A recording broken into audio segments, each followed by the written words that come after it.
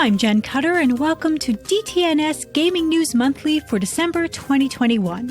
Your one-stop catch-up for the biggest gaming stories from the past month, with a heads-up on the major game releases for the month ahead. This show will help bring you up to speed with the info you need to know about the discourse. November can be a tricky month in gaming news. Companies want to promote their big holiday titles, but not too much so you get sick of them before December, all the while shouting about Black Friday and Cyber Monday deals. And, as is definitely the case for this particular November, companies will often try to wait out bad news by hiding behind American Thanksgiving and associated deals filling up the news cycle. Though I'm not trying to harsh anyone's holiday buzz, here's a recap of some of that bad news. Last month I mentioned Jenn O'Neill, who stepped up to lead Blizzard alongside Mike Ybarra after J. Allen Brack stepped down in August, is departing the company. Now it's come out O'Neill previously experienced harassment and felt tokenized at Blizzard, and was paid less than Ybarra, only offered an equal contract after resigning. She's gone on record stating Activision Blizzard rejected previous pay parity requests on multiple occasions. A Wall Street Journal report covered how internal documents and sources claim CEO Bobby Kotick knew about the alleged sexual assault and harassment allegations within company-owned studios, but never informed the board. Over 1,000 employees signed a petition calling for the removal of Kotick, and Kotick reportedly said internally he'd consider stepping down if he's not able to fix the misconduct issues with speed. The Wall Street Journal report also noted a 2006 incident of Kotick threatening to have an assistant killed over voicemail. As a quick palate cleanser, Grand Theft Auto: The Trilogy The Definitive Edition, which dropped back on November 11th, has some of the best graphical bugs I've seen all year. If you need a giggle, I highly recommend searching for some. So last episode I mentioned Valve and Epic respectively banning and welcoming NFT games, but otherwise skipped over what NFTs are. Good news! The always excellent Tom Merritt has a podcast called Know a Little More if you want to know a little more about NFTs and blockchains and all sorts of other great stuff. I've linked the NFT and blockchain episodes in the description, as those are extra relevant since I'm about to drop a whole bunch more NFT-related gaming stories. Here we go! Zynga, known for mobile and Facebook games, announced the hiring of Matt Wolf as Vice President of Blockchain Gaming. The company said Wolf will focus on the opportunity to integrate non-fungible tokens and blockchain technology into Zynga's existing portfolio and owned IP, as well as to develop games from inception that are built with NFTs as part of the core gameplay loop. EA's CEO Andrew Wilson called NFT and play-to-earn games the future of our industry, but added it's still early to figure out how that's going to work when asked about the topic during the company's earnings call in early November. Ubisoft is also on the bandwagon, with CEO Yves Guillemot stating the company wants to be one of the key players and that blockchain will imply more play-to-earn that will enable more players to actually earn content, own content, and we think it's going to grow the industry quite a lot. On Twitter, Discord CEO Jason Citron teased a screenshot showing Discord integration with crypto wallet services MetaMask and Wallet Connect, but immediately backtracked after many thousands of Discord users did not react positively to the tease. A tweet liked over 20,000 times encouraged users to cancel their Nitro subscriptions, which grant Discord users extra features, and cite the crypto integration as why.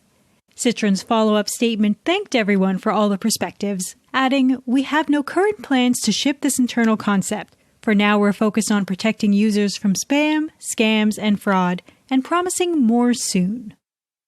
And for no reason at all, I'd like to mention an excellent protocol report on the boom in NFT play-to-earn style games possibly generating an unexpected number of taxable events, pointing out that simply selling a digital asset and converting an NFT to cryptocurrency to cash out could generate multiple separate taxable investment transactions, and that NFT games don't typically track transactions for tax purposes, 'cause, this may end up relevant sooner than later. In more standard gaming news, Valve notified customers its SteamDeck handheld launch is delayed, citing component shortages. Originally scheduled to begin shipping in December, Valve now says February 2022. All reservation holders keep their place in line, but dates have shifted back accordingly. Epic Games acquired Harmonix, the developer of Rock Band and other music experiences. Harmonix said its games will remain on Steam and will not become Epic Game Store exclusives. As well as continuing to work on Rock Band DLC, the company will also be making musical journeys and gameplay for Fortnite. Amazon Games' New World MMO has had a bumpy time since launching in September. MMOs are tricky to build and launch at the best of times, and extra complicated for a still kinda young game studio like Amazon Games. Though they've been around since 2012, their titles were mobile and Facebook-based until the Grand Tour game landed on PS4 and Xbox One in 2016. Amazon Games had another MMO in development since 2019, a Lord of the Rings MMO, but that ended up cancelled due to their partner studio getting bought by Tencent. With New World first revealed in 2016 at TwitchCon, launching in 2021 is actually decently quick. For reference, World of Warcraft, by the already successful at that point Blizzard, took about 5 years too. Unfortunately for New World devs, everyone has played World of Warcraft and Final Fantasy XIV and other modern MMOs, so expectations were maybe unfairly high. The launch was the usual MMO rough go of massive login queues and server issues. Gamers were angry, as they often are, but Amazon added a bunch of new servers, fixed some login bugs, and the game carried on, right up until someone figured out how to duplicate stuff. Everything economy-based in New World came to an immediate halt as Amazon disabled sending money, trading with players directly, the trading post, and guild treasuries. Bug got patched, 1,200 players were banned for exploiting the bug, and life resumed. For a couple of days until another dupe was found and the days without turning off the economy counter got flipped back to 0. As of recording, everything in New World is functioning as intended, minus the growing presence of bots. Bots have a long history in MMOs as a way for companies and players to farm gold and other resources. In a game as heavily economy-focused as New World, a bot army can seriously affect a server's prices and mess with resource availability. Though reporting bots has not yet made a dent, players are creative and discovered a temporary solution. Bots in New World are currently being dealt with the same way players used to deal with bots in old-school MMOs. Namely, you aggro a mob, lead them to the bot, and let nature take its course. And honestly, this just warms my heart. What's old is new again, and it's important to pass these vital skills to the new generation. November featured Microsoft's 20th anniversary Xbox celebration. Oh my goodness, I feel so old right now. At museum.xbox.com, you can actually walk through a quote-unquote metaverse museum alongside other players right in the browser. Every big moment of the past 20 years, like Red Rings of Death, Halo, and Trying to Buy Nintendo, has a story and often a video documenting the milestone. You don't have to log in to walk around, but if you do log in, there's also a personal Xbox museum, which brought back some fun memories of yore. If you were there for Xbox Arcade Uno, you know exactly what I'm talking about. Back to NFTs for a split second, Microsoft gaming head Phil Spencer stopped short of saying NFT games would be banned on Microsoft's game store, but mentioned some feel more exploitive than about entertainment, and the company would take action on any such NFT games on its storefront. On to Sony. Bloomberg sources say the company reduced its PlayStation 5 production outlook for this fiscal year due to component shortages.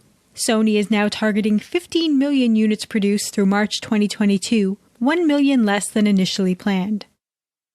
The hacking group Fail Overflow, famous for cracking other consoles including the Wii and PS3, announced it obtained root keys for the PS5, opening the door to decrypting files and potentially reverse engineering the console.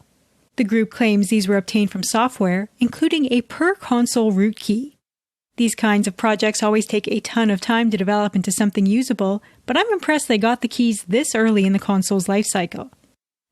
And Sony filed a patent for what appears to be a controller designed for mobile gaming. It looks similar to a PS4 DualShock 4 controller, with room for a phone or other screen to be placed in the middle on a tiltable shaft. If this interests you, you don't have to wait for this to develop into a buyable product, as current PlayStation controllers can be connected to mobile devices over Bluetooth, though you will have to figure out holding the screen on your own in the meanwhile. Nintendo, after tons of announcements in October, spent this past month being real quiet. That has not stopped the Switch from performing well in all regions, and specifically in the UK, where, for the week ending November 27th, 5 of the top 10 games sold were Switch games, with Mario Kart 8 Deluxe even beating FIFA 22, thanks to a Black Friday bundle sale which included the console, the game, and 3 months of Nintendo Switch Online. Also in the top 10, the Switch edition of Minecraft, Pokémon Brilliant Diamond, Animal Crossing New Horizons, and Mario Party Superstar. Pokémon Brilliant Pearl came in 11th. Notable releases this December include Advance Wars 1 and 2 Reboot Camp and Big Brain Academy Brain vs. Brain, now available on the Switch. Grand Theft Auto The Trilogy The Definitive Edition physical copies will be out for PC, Switch, the PlayStations, and all the Xboxes on December 7th, same day as Rune Factory 4 Special for PC, PS4, and Xbox One.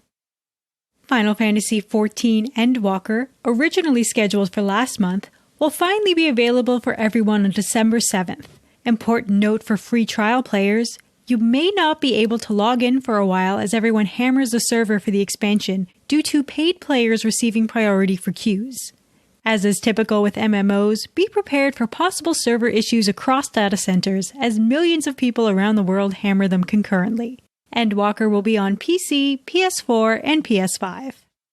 Halo Infinite launches December 8th on PC, Xbox One, and Xbox S and X. Halo Infinite multiplayer is free to play, and if you are a Game Pass subscriber, you'll also be able to play the campaign at launch. December 8th also has Sam & Max Beyond Time and Space Remastered, dropping on PC, Switch, and Xbox One. December 9th brings back a different kind of old-school classic, with Monster Rancher 1 and 2 DX on the Switch and PC. But Jenn, I'll pretend you asked, how can there be a Monster Rancher game on the Switch when the whole point was being able to disc swap on the original PlayStation to see what kind of monster it would create? These DX versions have access to a CD database in-game, searchable by song name and artist, so now you can create monsters you never previously had access to. Neat and player-friendly, two of my favorite things. Among Us comes to non-Switch consoles on December 14th. The loud part of the fad may be over, but the game is still going strong and more console editions won't hurt. A Switch edition has been available since last year. December 16th brings Record of Lodoss War, Deedlit in Wonder Labyrinth to all consoles, including the Switch, after its PC launch back in March. It's a really pretty Castlevania Symphony of the Night-like game, though much shorter and more linear. So if you're looking to scratch that type of itch without having 40 free hours for remembering how to navigate the Upside-Down Castle, this is worth checking out. Yes, Deedlit straight up copies Alucard's cape movement and backdashing, which is very important, I know. December 16th also brings out Five Nights at Freddy's Security Breach for PC, PS5, and PS4. You know, if you're looking for a light holiday romp. That's it for this month. If you have any kind of gaming questions, PC, console, retro, whatever, feel free to ping me on Twitter or Instagram. Both are @JennCutter, that's Jenn with 2 N's, or you can email me over at jen@jencutter.com. Have fun out there, and I look forward to bringing you another Gaming News Monthly next year.